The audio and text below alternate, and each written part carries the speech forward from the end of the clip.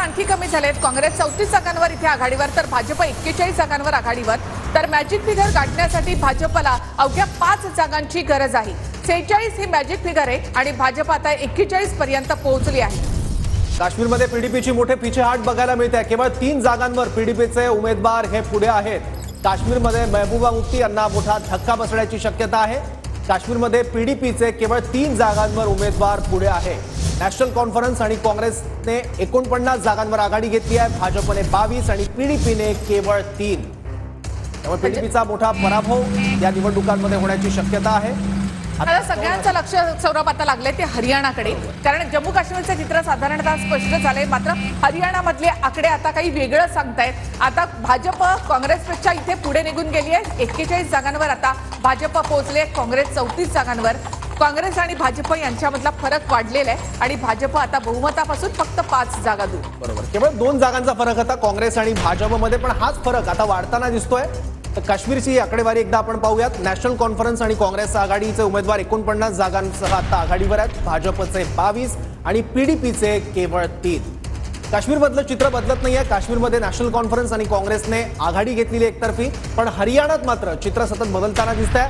आता भाजप आणि काँग्रेस या दोन्ही पक्षांमधल्या आकडेवारीतली तफावत ही वाढत चालली आहे। भाजपचे उमेदवार 41 जागांसह आघाडीवर आहे, तर काँग्रेसचे 34।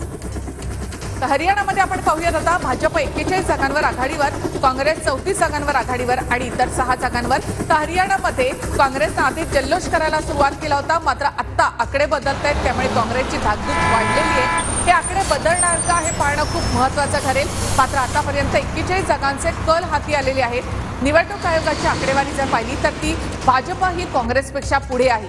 बरोबर, केवळ 2 जागांचा फरक होता अवघ्या काही मिनिटांपूर्वी आणि हाच फरक आता 7 जागांवर आलेला आहे। त्यामुळे बहुमतापासून भाजप आता फक्त 5 जागा दूर आहे। हरियाणात पूर्णतः राजकीय चित्र बदलताना दिसतंय। हरियाणात यापूर्वी सकाळपासून जे कौल हाती येत होते त्यानुसार 65 जागांवर काँग्रेसचे उमेदवार हे आघाडीवर होते आणि भाजपचा आकडा घसरून हा 20च्या आत आला होता।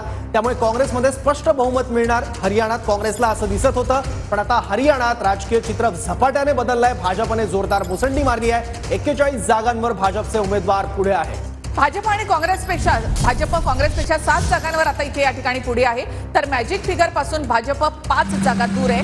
हरियाणामध्ये आता पूर्ण गेम पलटलेला आहे। हरियाणामध्ये भाजपने मुसंडी मारली आहे। 41 जागांवर आता भाजप पोहोचलेली आहे। यापूर्वीच्या सगळ्या एक्झिट पोलमध्ये काँग्रेसचं बहुमत येण्याची शक्यता वर्तवण्यात आली होती, पण आत्ताच एक कौल हाती येत आहे त्यानुसारचं चित्र वेगळं दिसतंय। भाजपचे उमेदवार 41 जागांवर आता आघाडीवर आहे। बहुमताचा आकडा आहे 46, त्यामुळे बहुमतापासून भाजप केवळ 5 जागा आता मागे आहे। केवळ 5 जागांची गरज आहे भाजपला बहुमतासाठी। काँग्रेसचे उमेदवार